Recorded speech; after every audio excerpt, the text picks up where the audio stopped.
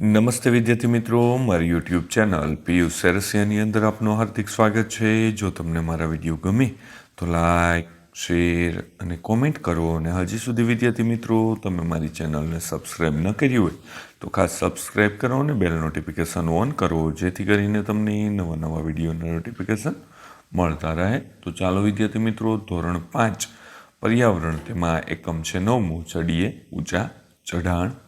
વિદ્યાર્થી મિત્રો, બીજી માહિતી આપી દઉં, આ માત્ર તમારી સમજ માટે છે નહીં કે ઉતારો કરવા કે કોપી કરવા। જ્યાં તમને મુશ્કેલી પડે ત્યાં જ તમારે મારા વિડીયોનો ઉપયોગ કરવાનો છે, અથવા તમે લખેલું હોય તે તપાસવા માટે મારા વિડીયોનો ઉપયોગ કરજો। તો એમાં પહેલો પ્રશ્ન છે, પ્રશ્નોના જવાબ લખો। અને એમાં પહેલો પ્રશ્ન, તમારે પર્વતારોહણમાં જવાનું થાય તો તમે કઈ કઈ તૈયારી કરશો? તો જવાબ જોઈએ। પર્વતારોહણ માટે શરીર તંદુરસ્ત રાખવું, દોડવું, કસરત કરવી જરૂરી છે। ગરમ કપડાં, મજબૂત પગરખાં, દોરડા, હેલ્મેટ, ટોર્ચ, પાણી, નાસ્તો અને ફર્સ્ટ એડ કિટ, આ વસ્તુઓ તમારે લઈ જવાની તૈયારી કરવાની હોય છે। ત્યારબાદ પ્રશ્ન નંબર 2 છે,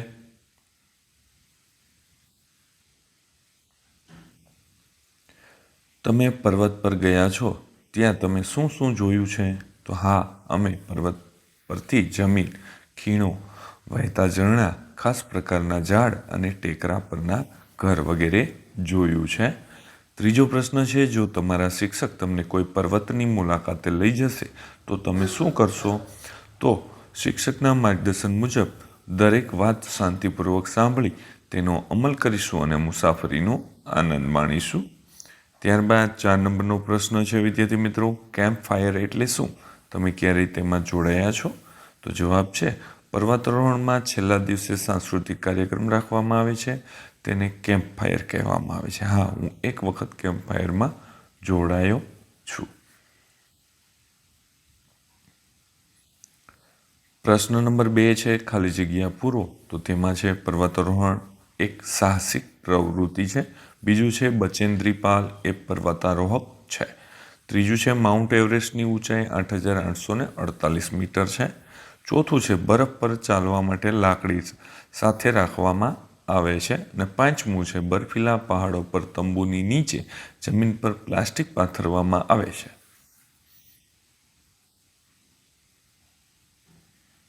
ત્યારબાદ આવે છે પ્રશ્ન નંબર 3, ખરા ખોટા કરવાના છે।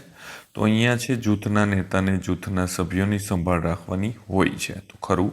બીજું છે, પર્વત પર ચડવું એકદમ સરળ કાર્ય છે, તો ખોટું આવશે। ત્રીજું છે, ખાંદોબી હિન્દી ભાષામાં બોલતી હતી, ખોટું। સંગીત અરોરા માઉન્ટ એવરેસ્ટ સર કરનાર પ્રથમ ભારતીય મહિલા હતા, તો ખોટું આવશે।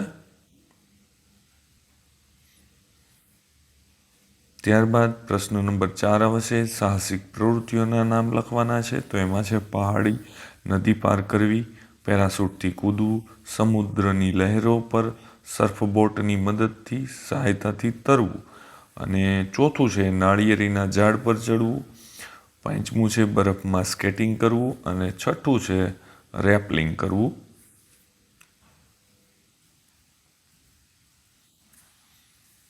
પ્રશ્ન નંબર 5, પ્રશ્નોના જવાબ લખો। તેમાં પહેલો પ્રશ્ન, પર્વતારોહણમાં જતી વખતે તમે કઈ કઈ વસ્તુઓ સાથે રાખશો? તો પર્વતારોહણમાં જતી વખતે અમે ખોરાકના પડીકા, પાણીની બોટલ, દોરડું, કડી, oxygen bottle, plastic sheet, diary, રૂમાલ, સાબુ, કોટ, સિસોટી, બેટરી, ગ્લુકોઝ, ગોળ, ચણા અને બીજો નાસ્તો। ત્યારબાદ પ્રશ્ન નંબર 2 છે, ગુજરાતમાં કયા કયા પર્વતો આવેલા છે? તો વિદ્યાર્થી મિત્રો, તમને તો ખ્યાલ જ હશે કે ભાઈ ગુજરાતની અંદર ગિરનાર, ચોટીલા, પાવાગઢ, શેત્રુંજી ડુંગરો આવેલા છે। ત્યારબાદ પ્રશ્ન નંબર 3 આવે છે, પર્વતારોહણ દરમિયાન જૂથના એકની જવાબદારી કઈ કઈ હોય છે? તો જવાબ છે, જે સભ્યો ચડી ના શકતા હોય તેઓને ચડાવવામાં મદદ કરવી, સામાન લઈ જવા મદદ કરવી, તથા રોકાણ અને આરામ માટેની તથા જમવા માટેની વ્યવસ્થા કરવાની મુખ્ય જવાબદારી હોય છે।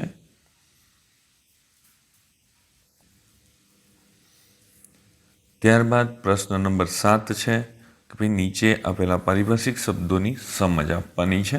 તો તો તેમાં પહેલું છે બ્રિગેડિયર, તો કે સૈન્યમાં એક ઉચ્ચ અધિકારી જે બ્રિગેડ નામના મોટા દળનું નેતૃત્વ કરે છે. બીજું છે છાવણી, સૈનિકો રહે, તાલીમ લે અને કામગીરી કરે તે સ્થળને છાવણી કહે છે. અને ત્રીજું છે જૂથ નાયક, કોઈ જૂથ અથવા ટીમનું નેતૃત્વ કરનાર વ્યક્તિ જૂથ નાયક કહેવાય છે.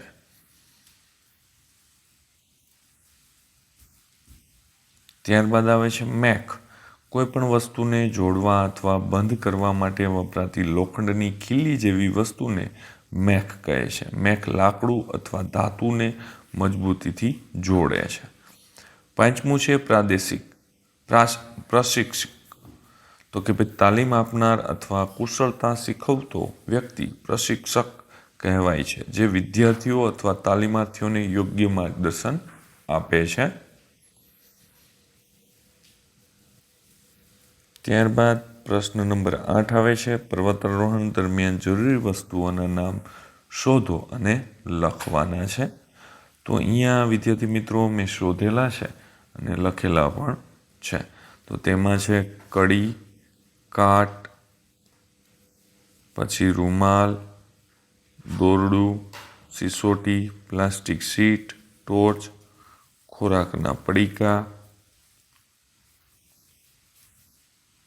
સાબુ, પાણીની બોટલ. આ બધી વસ્તુઓ વિદ્યાર્થી મિત્રો મેં અહીંયા શોધેલી છે. તમે પણ શોધેલી જ હશે તો ચેક કરજો ક્યાંય રહી ન જાય. વિદ્યાર્થી મિત્રો બીજું જણાવી દઉં, તમને જો મારા વિડીયો ગમતા હોય તો લાઈક, શેર અને કોમેન્ટ કરવાનું ભૂલતા નહીં.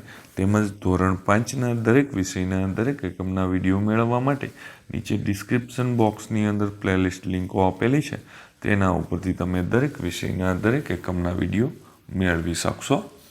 ત્યારબાદ આગળ જોઈએ.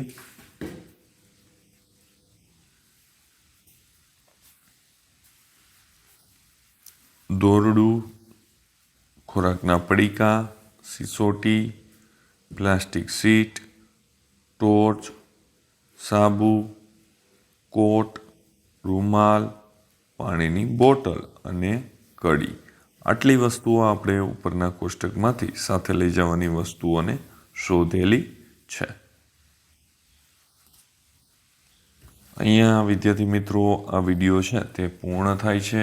જો તમને આ વિડીયો સારો લાગ્યો હોય તો લાઈક કરજો, શેર કરજો અને કોમેન્ટ કરવાનું ભૂલતા નહીં.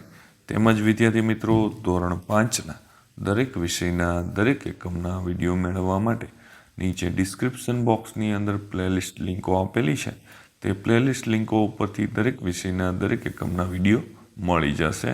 તો હવે વિદ્યાર્થી મિત્રો આપણે મળીશું નેક્સ્ટ વિડીયોની અંદર. આવજો.